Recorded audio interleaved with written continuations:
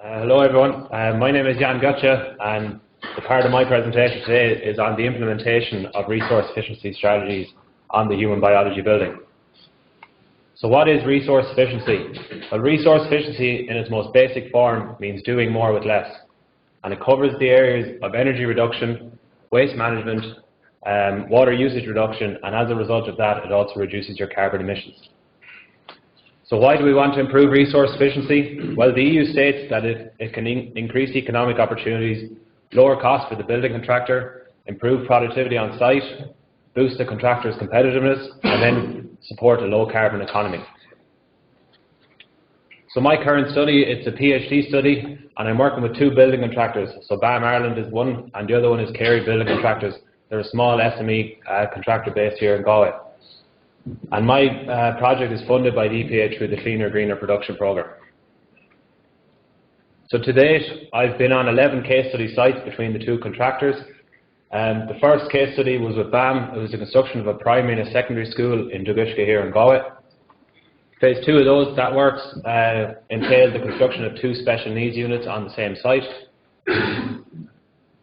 Third case study was the construction of a cancer research facility in UCHG. And in UCHG as well, the construction of a multi-storey car park prior to the construction of an acute adult mental health unit. So the 2 case studies that are still ongoing is the acute adult mental health unit, and of course the case study we're talking about today, which is the HPB in NUIG. Then with Kerry Building Contractors, there were 5 other smaller case study sites. So the first one was the construction of a cystic fibrosis unit, again in UCHG. A new podiatry unit from Merlin Park Hospital.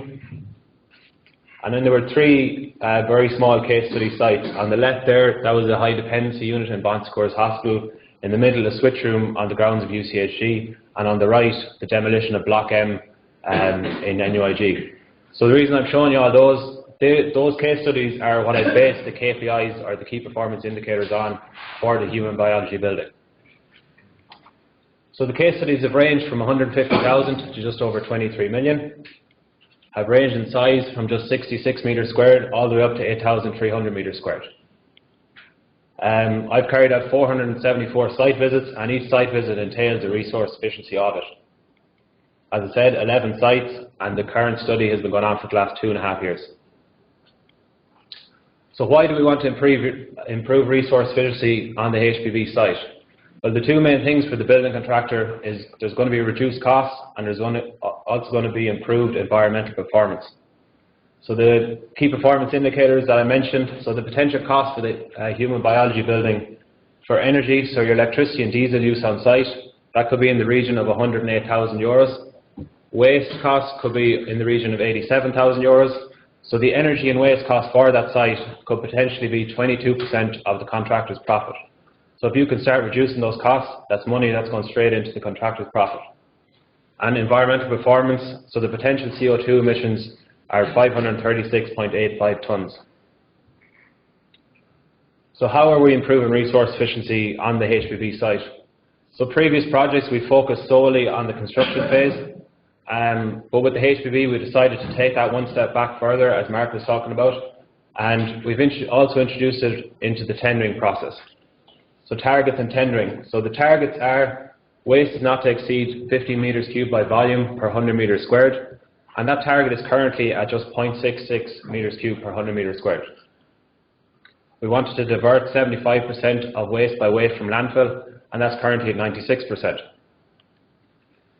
Within the architectural specifications, there was also various materials specified that had recycled content in them.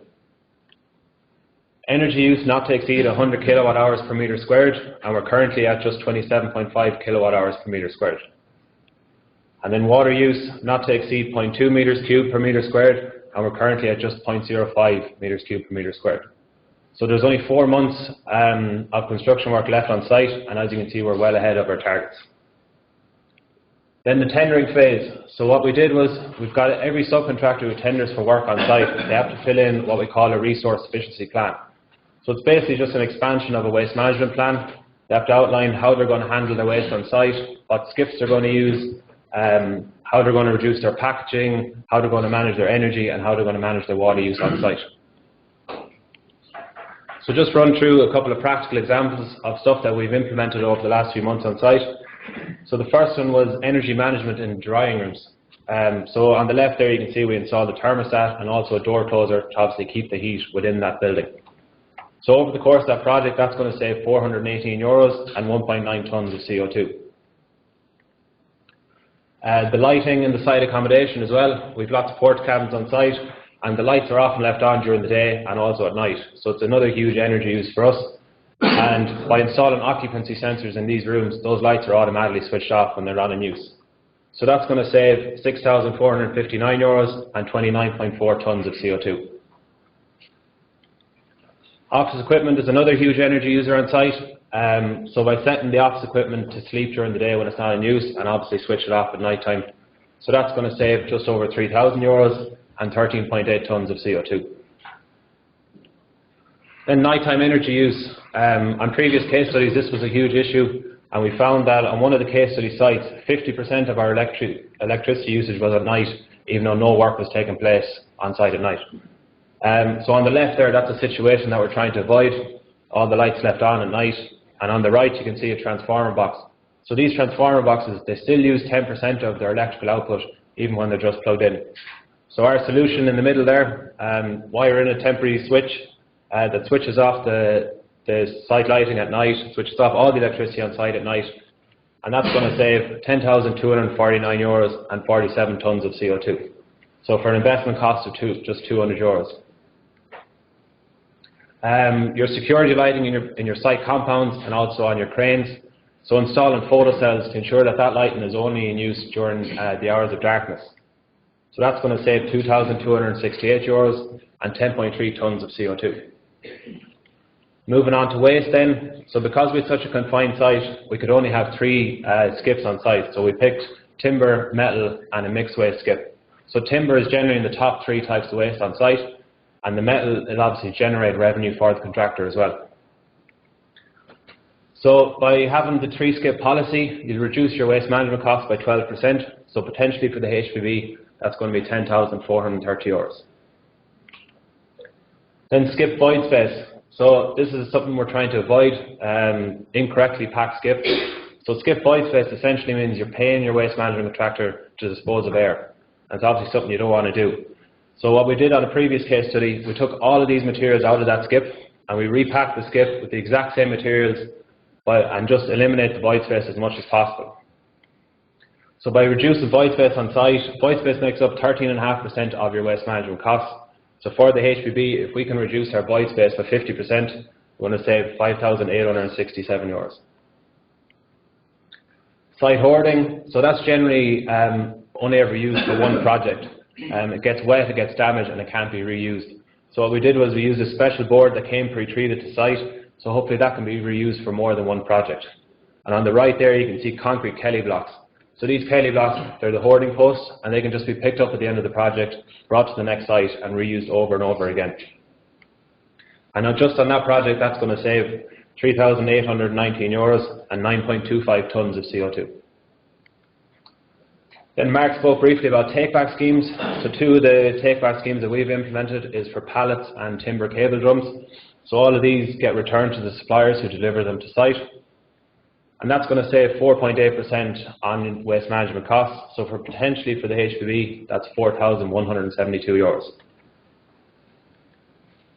Packaging then is another huge problem on site. It's also in the top 3 of your waste on site. So that's something that we're trying to avoid, having lots and lots of packaging in your waste skip. So if you can set up take-back schemes again with your supplier for packaging, that's a good practice example there from a previous site. We got the mechanical contractor to keep all his packaging waste, and then that was sent back to the supplier for recycling. So packaging makes up 7.5% of your waste management costs, especially towards the end of the project during the fit-out phase. So for the HPB, we're looking at potentially reducing our packaging costs by €6,519. So I've outlined just 10 initiatives that we've implemented on site. There are obviously a lot more initiatives that we've implemented, but these are the top 10. And from the 10 I've outlined, we're going to make savings of €46,708, and that's equal to 0.2% of the project value. And also to note that the investment cost for all these items was just €892. So the overall cost savings is equal to 24% of the total waste management and energy costs on site. So we're reducing those costs by 24%. And if BAM Ireland want to make an additional €46,708 in profit, we would have to complete another €1.5 million worth of work if working to a theoretical profit margin of, say, 3%. So to conclude, all the possible solutions or initiatives that I've listed, they're all low-cost, quick-win options. So very low implementation costs, and you can start getting savings straight away the minute you implement it. Resource efficiency is easily achievable, and we've shown that, and cost savings can be made in many areas of energy usage and waste management, not just the ones I've outlined today. And then maximising the construction industry's energy efficiency and reducing our waste are both good options for reducing our greenhouse gas emissions. So I want to thank you for your time. We're going to take questions at the end, or alternatively you can use the contact details.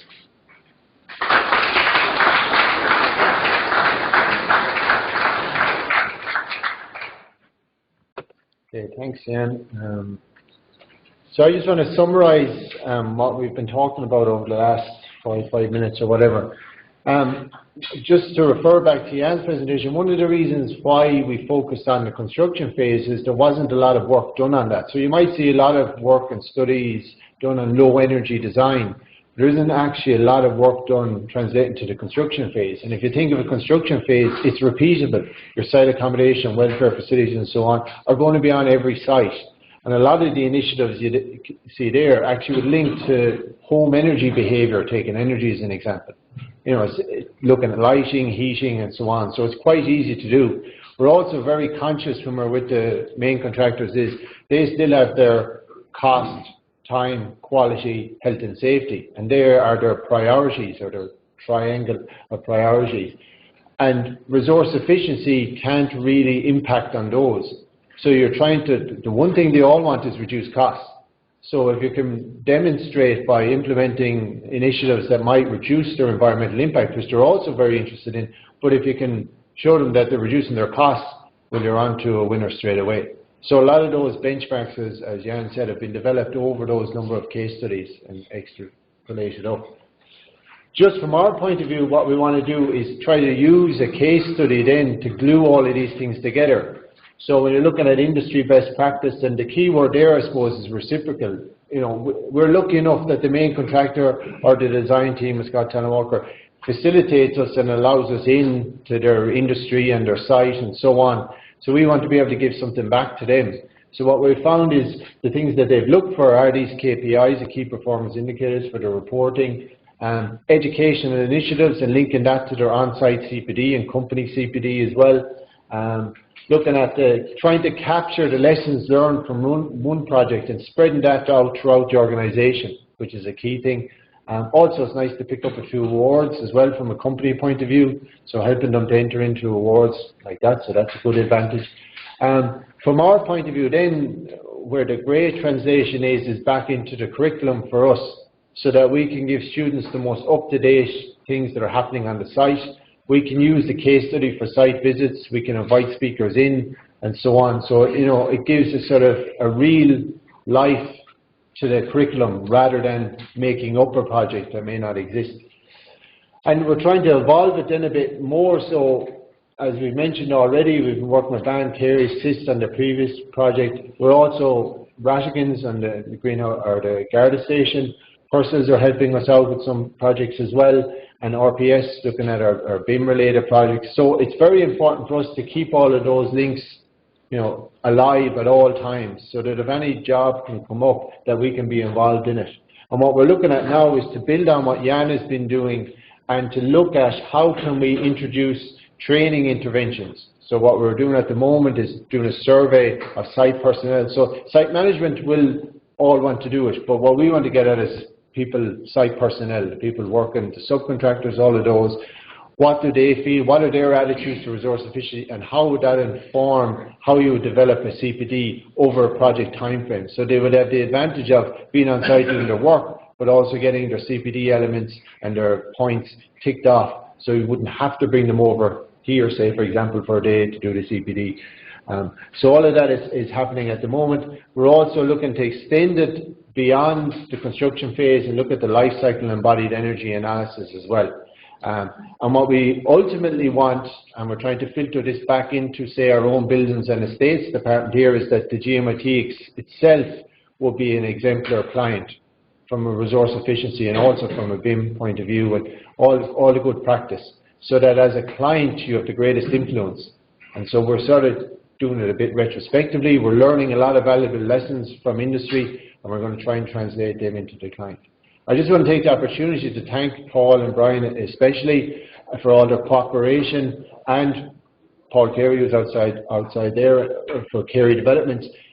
You know, they've given us great access to all the projects, and without the access of the main contractors and the architectural teams and so on, we wouldn't have any of this research. So we wouldn't be able to inform students, we wouldn't be able to build our research profile and so on. So I just wanted to make note of that. As Jan said there, I think we'll leave the questions to Lane, because I know David is keen to come on and do his presentation. So thank you very much.